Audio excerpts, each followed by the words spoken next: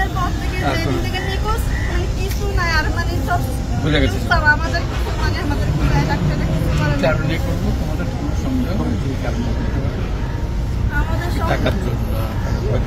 হ্যাঁ টাকার জন্য করতে পারে কিন্তু আমাদের আম্মুর অত টাকাও নাই আমার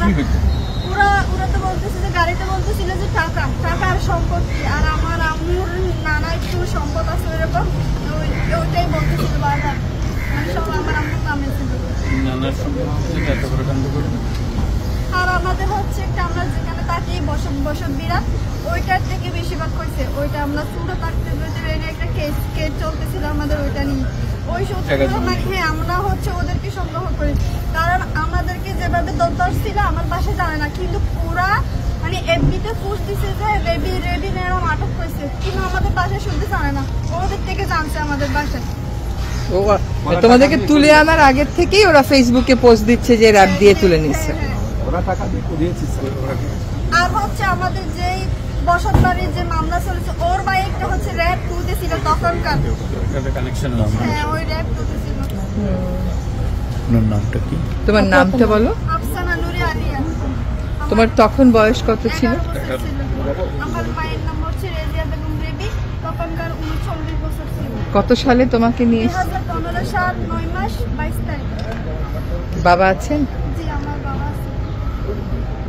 আমার হচ্ছে একটাই কথা আমার আম্মুকে চাই আমার মানে যেরকম করে পারেন আমার আম্মুকে একটু আমাদের কাছে ফিরিয়ে দেন তুমি যাদেরকে সন্দেহ করো তাদেরকে কি এখন গ্রেফতার করেছে না ওরা হচ্ছে আরেকটা মার্ডারও করছে মানে ওরা আমাদের এলাকা হচ্ছে প্রভাবশালী ওদের চোখে দিবে না কেউ কথাও বলতে পারে না ওরা এখন বাইরে আছে ঘুরে বেড়াচ্ছে হ্যাঁ ওরা মার্ডারও করছে আবার ঘুরে বেড়াচ্ছে মানে ওদের কথা ওইখানে হ্যান্ডকাপ আপনার কালো কাপড় দিয়ে চোখটা বেঁধে আমার আম্মুকে তো আম্মুকে বড় বড় করে গান দিয়ে মানে অনেক মারধর করছে ওইখানে আমি বলতেছি যে আমার আম্মুকে এইভাবে মারতেছি কেন কি আমাদের কি অপরাধ বলতেছি তোর মায়ের সম্পদ লাগবে তোর মায়ের ব্যাংকে সব টাকা লাগবে তথ্য দিন করে তোর মাকে আমরা বাসায় দিয়ে দিব ওইরকম করে একদম মতো গাড়িতে আমাকে রেড রোড আনছে আমাকে এখানে রাখছে যেখানে ছোট একটা সেল করছিল আমরা বসতে পারি ওইরকম আর জানলা দিয়ে না এরকম একটা মানে কর্নার ছিল আপনার আমি হচ্ছে আমার আম্মু রাত্রে মানে আমার আম্মু একটু মোটা টাইপের ছিল একটা হাতটা একটু ফুলে যাচ্ছিল আমি বলতেছি আমার আমাকে ফুলে দিয়ে না আমার আম্মুকে ফুলে দেন হাতটা শুদ্ধ ফুলে দেন ওরা বলতেছে তোমার আম্মুর চালে আমাদের কাছে না হেডফোন আছে